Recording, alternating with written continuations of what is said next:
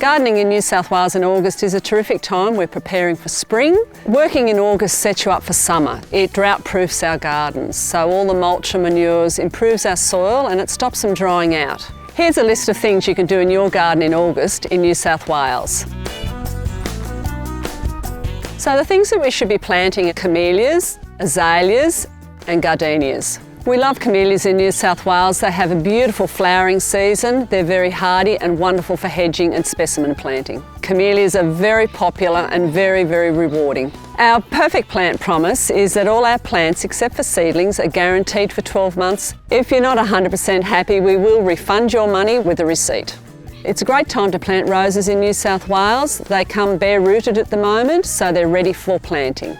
It's a great time to plant edibles such as carrot and corn and radishes.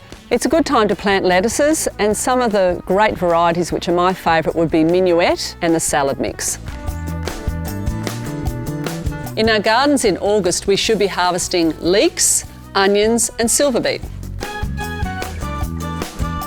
In August we should be checking our plants for frost damage, so if the frost has passed we can prune off any damage, and also checking our camellias and azaleas for watering and fertilising. We should be looking at our roses with a good quality rose food and then mulching afterwards. In fact, mulching is great for the whole yard. It keeps the weeds out and the moisture in. So with our stone fruit in August we need to spray at bud swell just before the leaves appear for peach leaf curl and against fungal diseases. So once things warm up at the end of August, you can spray your lawn with a liquid feed or a granular feed.